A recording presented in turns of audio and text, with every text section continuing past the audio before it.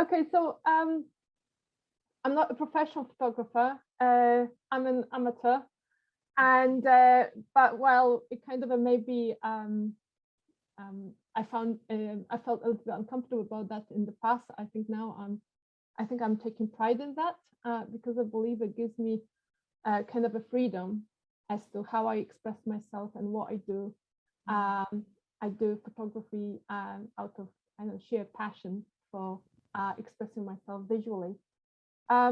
What got me into it when I thought that I guess I've always been interested in anything creative. My earliest memories are of myself sitting in my room and doing something creative, whether it's drawing or draping fabrics, making some jewelry. Then as a teenager, I attended some art classes, and actually I was asked whether I would like to study art, but I said no. I opted for languages, so that's what I'm a linguist by profession. And I suppose at the time I didn't go for art because, first of all, maybe I thought that I didn't have enough talent, but also I think I never wanted to rely on art as a way of making a living, because I thought that it would kind of rob me of the joy that doing something creative can give me. However, then for some reason, I kind of stopped doing anything creative. Obviously, I did photograph because we do that when we go to places on holidays. And I presume that, yeah, what I was photographed or what I was doing back then in terms of photography was holiday snapshots. However, people would always kind of, I mean, I think I always went beyond what is conventionally considered to be a holiday snapshot. So close-ups, kind of looking for patterns, looking for shapes. People will often laugh at me saying like, oh, here's another image of yours, another lamppost, another this, another that. Some people saying, where are the people in your photographs? Where are you in your photographs? And some people said, yeah, you've got an eye, to which I always said, well, actually I've got two. But we just kind of, it was just, kind of nothing serious. And then I guess in my late 30s, I kind of realized that work took over a little bit. I was basically working too much and too hard with very little space and time for myself.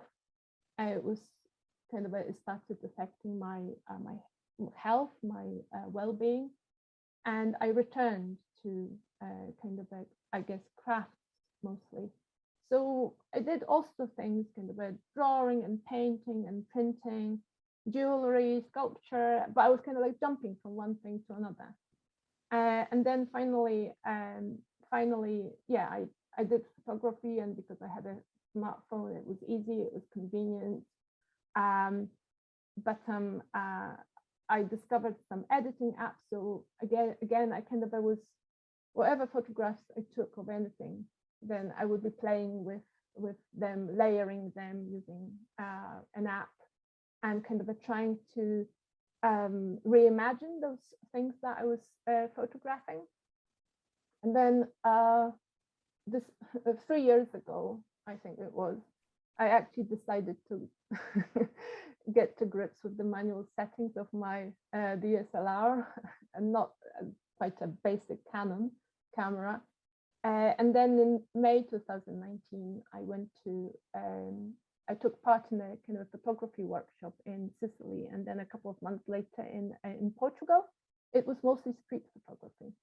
And I must say that was a little bit out of my comfort zone, because basically photographing people or street scenes is not really something that I feel comfortable about. To an extent that, for example, the instructor who is a practicing photographer, he said, Ania, why don't you take one portrait, just take one portrait for me. And off I went, and I took a portrait of a mannequin, and I said, well, that's the extent to which I can deal with a human form. But I do kind of I think I often found maybe like abandoned churches or some sort of like abandoned neighborhoods, and I would be looking for details of architecture and of life, kind of everyday life, and kind of zooming into those details. And I really enjoyed that. And it was kind of at those moments when I kind of felt myself to be in the flow, like in some sort of a parallel world that is accessible to me. And I guess I felt alive and happy. And that kind of encouraged me to think of a little bit more sustainable, or sustained rather, sustained practice. So I decided to kind of learn more and look for my kind of own style. How can I express my own voice? Yeah, I created space and time in my life a little bit more. And I think now, after 2 years, yeah, it is an indispensable part of my life almost every day. I was also maybe, it's a long story, maybe kind of certainly luckily, and I met my partner 2 years ago, who is also a photographer. So that was, that shared passion, well, fueled the relationship, but also the relationship kind of fuels the passion, because it's good to have company when you go photographing, and it's actually quite fascinating to have two photographs working in the same location and going away with completely different photos. And so I guess for me, the photography is a way of kind of processing the world around me, but also the world, my inner world. And this is perhaps the way in which I kind of process, channel my emotions, my feelings. And interestingly, I said that I kind of I'm not very comfortable taking portraits of other people, but actually I do like taking self-portraits. And it's often when I'm kind of feeling troubled, or maybe kind of at the crossroads, I would take a self-portrait. And now it's almost automatically I do that as a way of I don't know, having a dialogue with myself, as if, as if through looking at myself through the lens, as if it's like basically allowing myself time to sit and with the emotion, let's say, or the question that I have, or with the doubt that I have. And yeah, it just gives me time to think how to respond to that and what to do. And so yeah, so this is how it started, and now I'm kind of I think I'm more serious about it. And while I still don't think about it as a way of earning my living, but it's a way of living.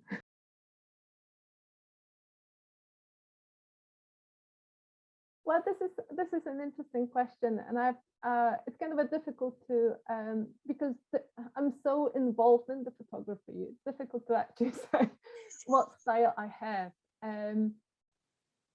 I belong to an online photographic community, and recently I submitted a series of photos, so it's sort of a critique, and it was said that my style is very individualistic, whatever that means, to be honest. I take it as a compliment, but I think it is a kind of a style that is quite impressionistic, very expressive, emotion driven, exploratory, because I think I kind of value process even maybe more than the outcome, although the outcome matters as well. But I think it's the process that excites me most. Kind of a textured, multi-layered, it's like almost kind of an archaeological excavation that you just peel the skins off with some photos, intimate, I would say. And I work quite often, kind of zooming into what is the small and unattended, and kind of maybe not important. So yeah, so I think there are maybe there's something melancholic about the photos, evocative, kind of relating to feelings of longing, maybe kind of impermanence, vulnerability, fragility, things like that. because it's just so closely related to with, you know, kind of the existential questions that I have. And yeah, maybe sometimes it's kind of a slightly, you know, self-indulgent, but it's a way of yeah, coming to terms with whatever it is that, you know, I think what you were saying earlier, that, you know, many people maybe through lockdown particularly discovered the kind of that creativity brings some solace.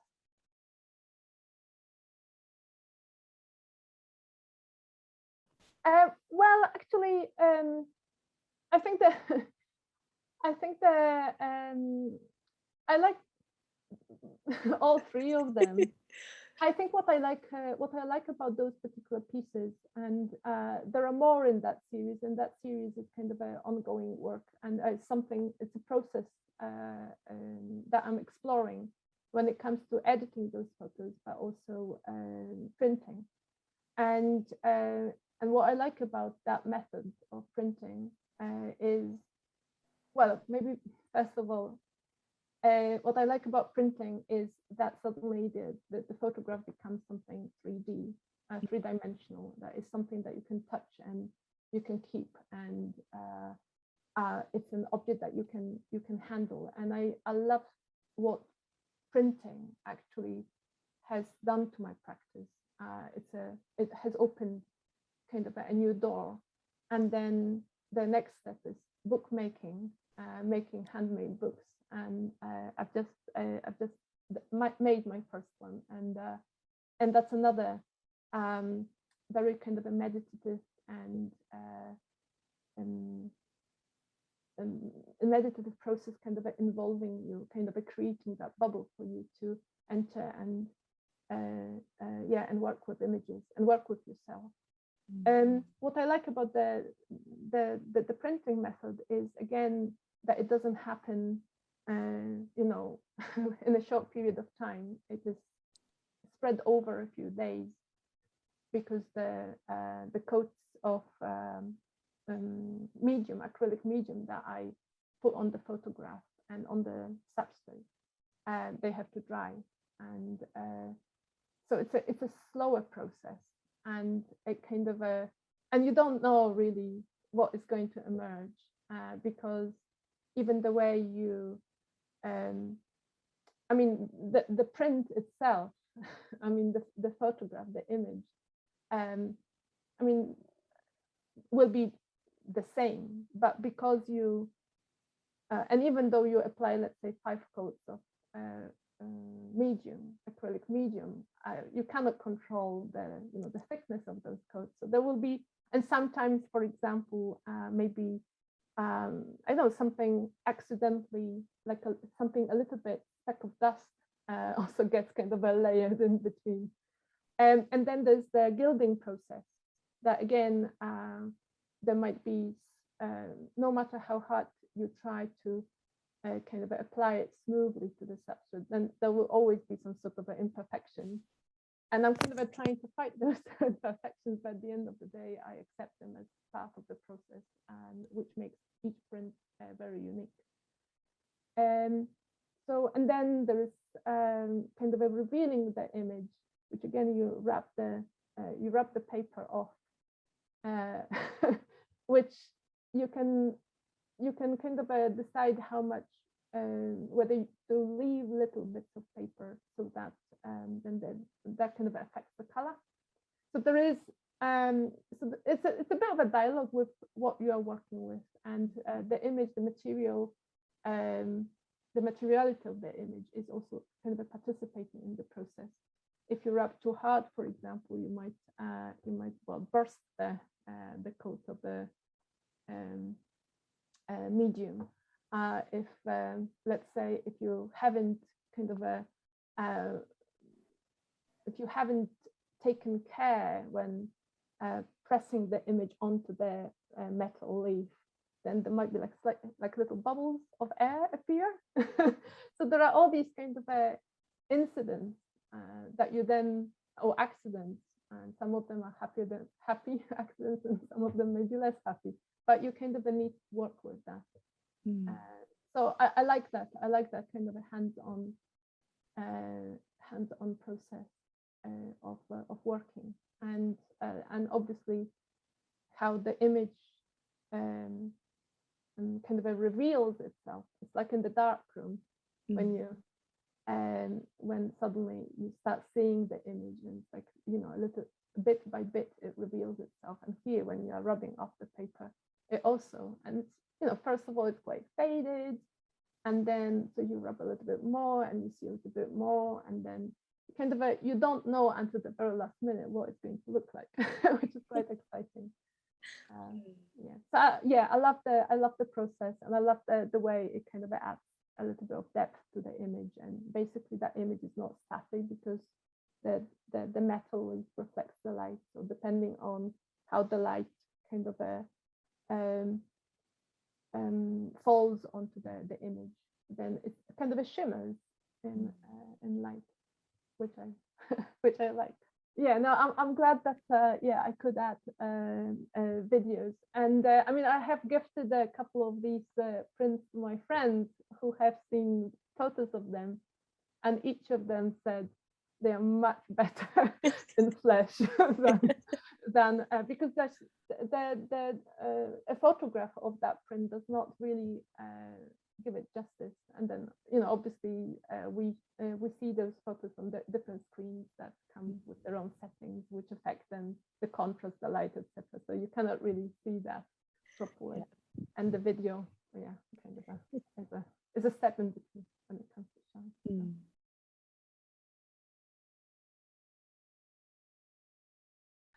This is interesting again, and I actually, well, my answer is not very much or none.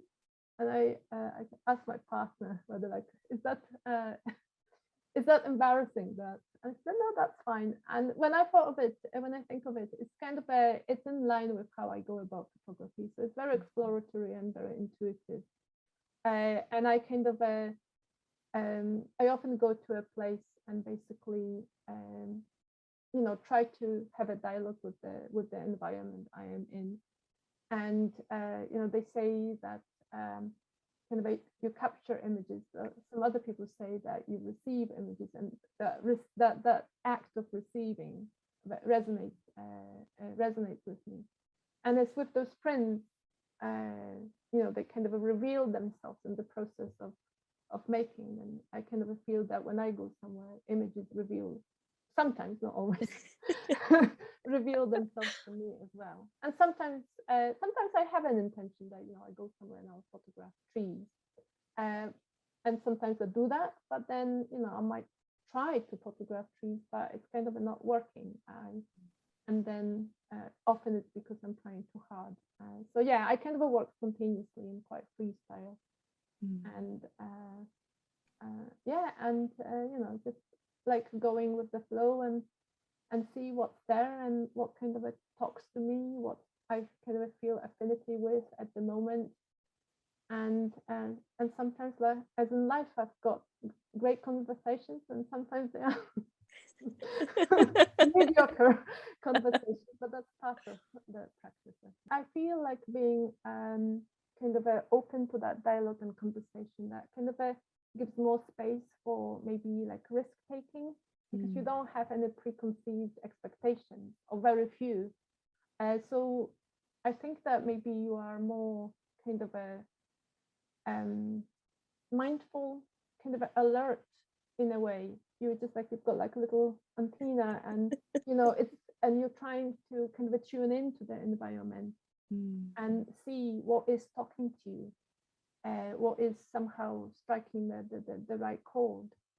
And often it will be very yeah, it might be very kind of things that you don't expect, or you didn't expect that they would be talking to you, but you develop this kind of suddenly this almost intimate relationship, and you just kind of yes, you get you try to get closer and closer to whatever it is, metaphorically speaking, but sometimes physically as well. Yeah, you're trying to get closer and closer to whatever it is that you're photographing, and the more you look, the more you see. And it just yeah, it's it's beautiful, and it often makes me feel alive. Yeah, which is again a great feeling in itself.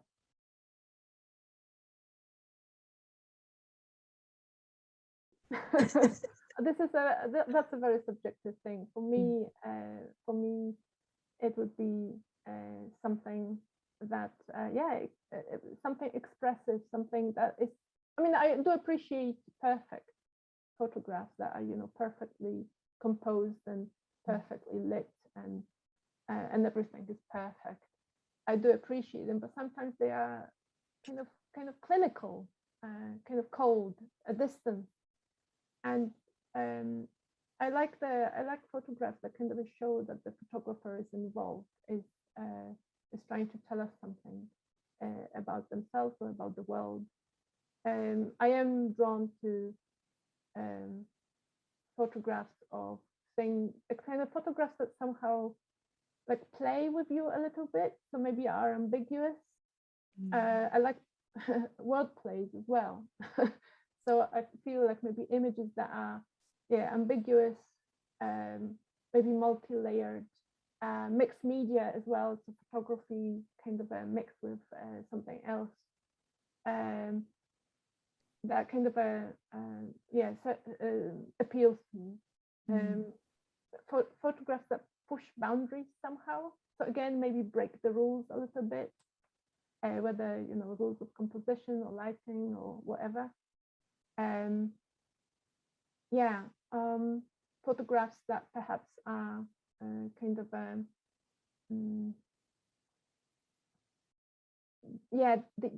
they do not. I don't know how to explain that, but it's like photographs that kind of a whisper. They don't give the message kind of directly, but they are slightly more indirect, subdued perhaps, but quite powerful, if that makes sense. Yeah, that makes sense. It sounds a lot like, even as a linguistic, that you're actually looking for the language that's coming across in the photography and what it's saying and how it's saying it. And it's quite interesting to be able to hear that you really do have that connection with both art as well as the language. Oh, thank you. It's interesting. Like they say that, you know, the photograph should speak on its own, but I mean, yeah, maybe it's the linguist in me, and as somebody who does care about words. I think words and images. I mean, they might kind of work with each other in a very beautiful way and enhance, producing some sort of a synergy. Sometimes because of, you know, being juxtaposed, sometimes talking about something similar. But they might create something that goes beyond, let's say, just words or just photography, a kind of a poetry. Way.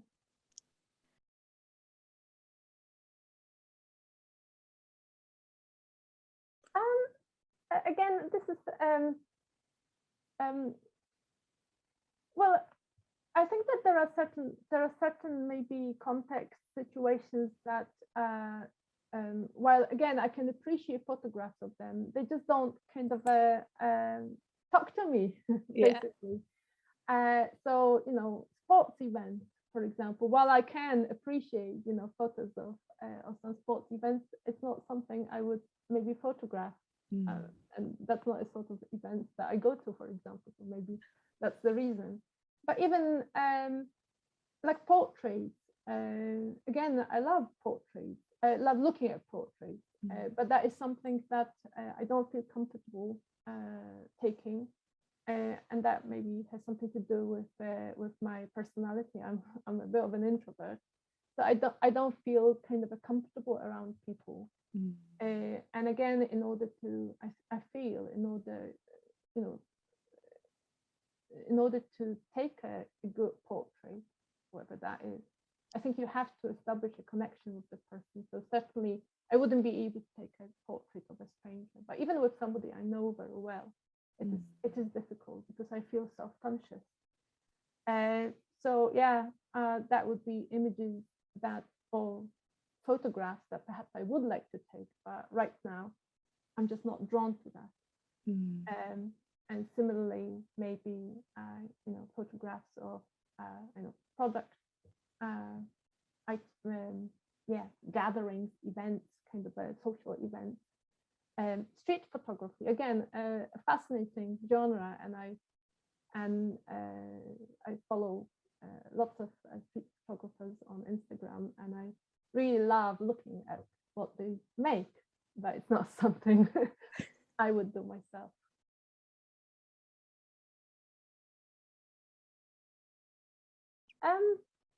Well, I think as I think I've already said that at least once, if not twice.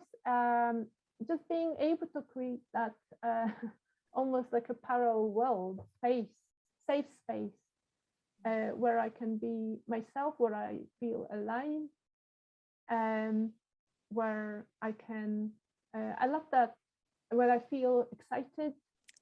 I love the way photography, again, not always, but sometimes, or most of the time, allows me to kind of enter that kind of a flow, the creative flow that has been discussed in kind of many books.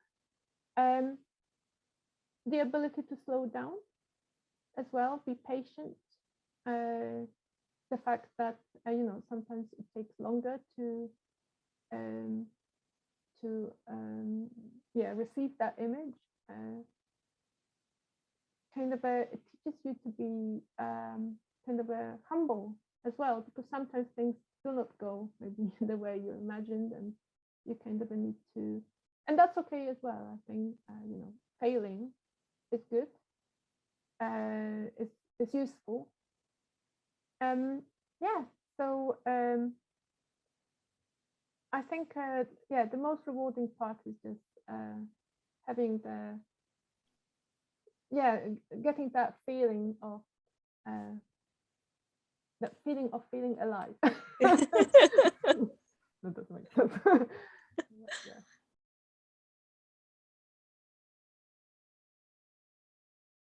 That's a question that I would like to know the answer to myself, because I consider myself to be a budding photographer. However, because maybe not a long time I've been doing that photography for, but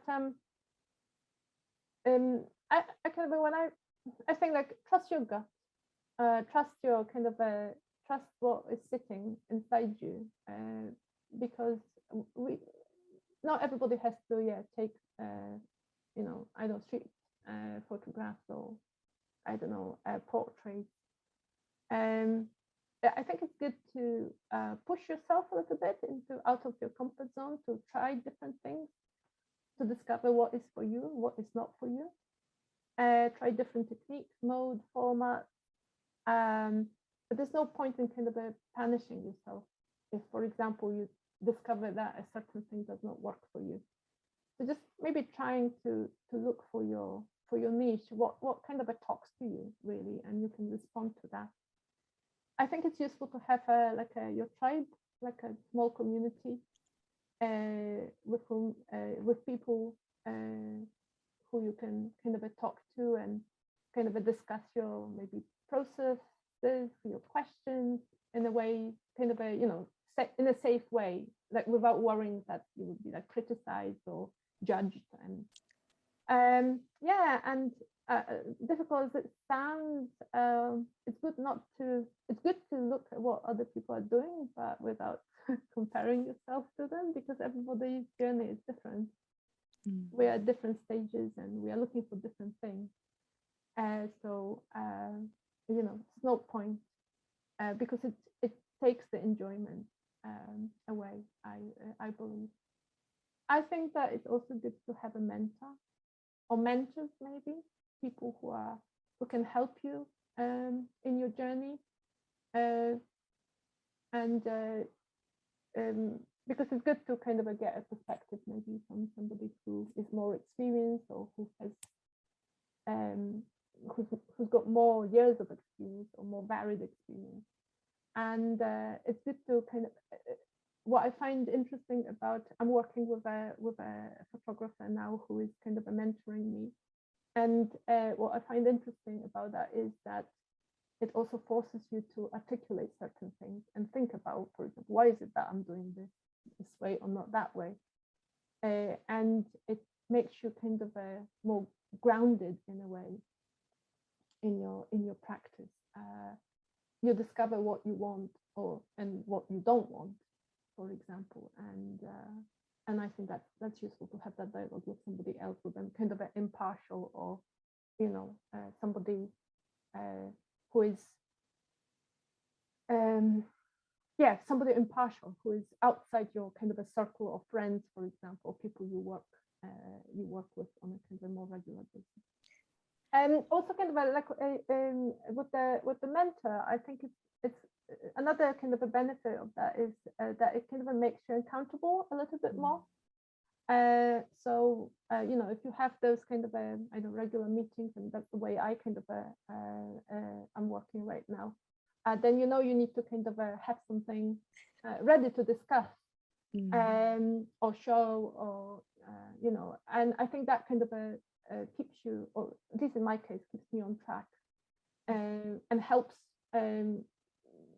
I've made changes to my life to kind of accommodate photography, as I said earlier, but because there is some sort of a little bit more structure, very little, but still a little structure in place, then it deepens my commitment in a way, which is also something useful, valuable.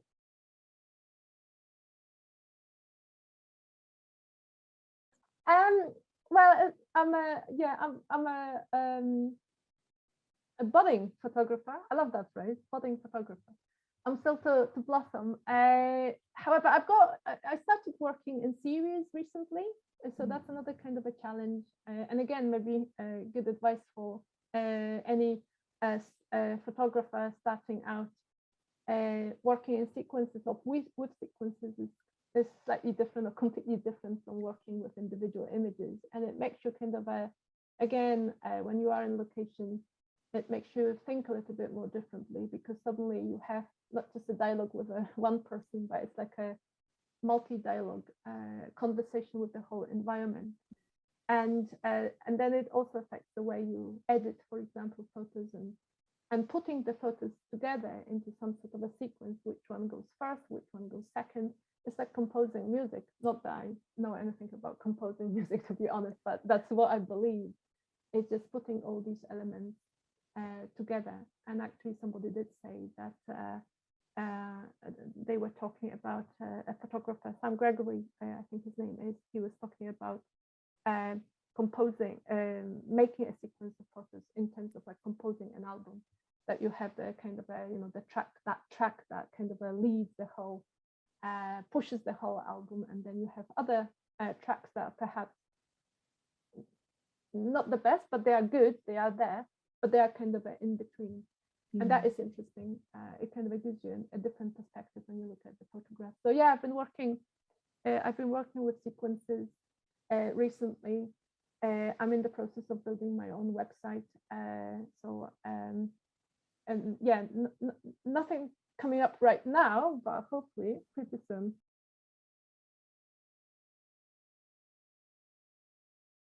I mean, obviously, those images that I have submitted to your gallery, those are images of trees, and I do like photographing nature and kind of finding patterns and textures in nature, or when I actually make the image, take the images, then I often kind of add textures to them.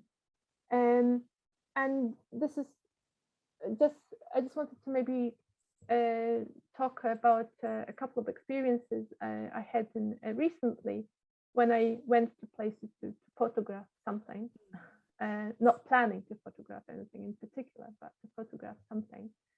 And yes, I went to a small town not far from Glasgow, Loch Winnoch, and Scottish countryside is obviously pretty with all the lochs and woodlands and of course hills, and now in summer, and it was a nice summer day, like with nature at its ripest. But it's kind of images are everywhere, almost, you know. The photographs are everywhere, but it's somehow like the kind of a pretty, not that I have anything against pretty pictures, but it's not something that kind of talks to me. And it's, as I was saying earlier, it's, I could get frustrated by the fact that, you know, there are no images around me, or I could just kind of walk and just be in the moment. And I came across a stream, I'd say kind of a stream because it was quite, it wasn't moving much. And it was, unfortunately, there was kind of a rubbish floating on the surface of the water, but there were also lily pads. And it was just, again, sitting, not sitting, standing on the bridge, looking at the leaves, which are quite similar in shape to each other, but every leaf is different because it might be slightly different color, it might be less perfect, and some of those leaves were actually kind of I think half rotten, and then you know you start looking at them through the viewfinder, and you enter that kind of it's like entering that that parallel world that I have been talking about, and you start noticing little things about insects, for example, sitting on the leaves, something kind of you know, half of the leaf being rotten. There's some sort of bubbles, other insects on water, the tension of the water, and then suddenly you've got also the sunshine being reflected on the surface, and it's just like golden liquid, and it was just beautiful. And you know, kind of isolating the images through the lens. It was just a magical kind of experience, and you get sucked into it, and that's your loss. So I think, yeah, so that, I guess that's the way I kind of work, and similarly, that's the way I edit my photos, and yeah, and this is what photography does for me, brings me lots of solace and yeah, comfort.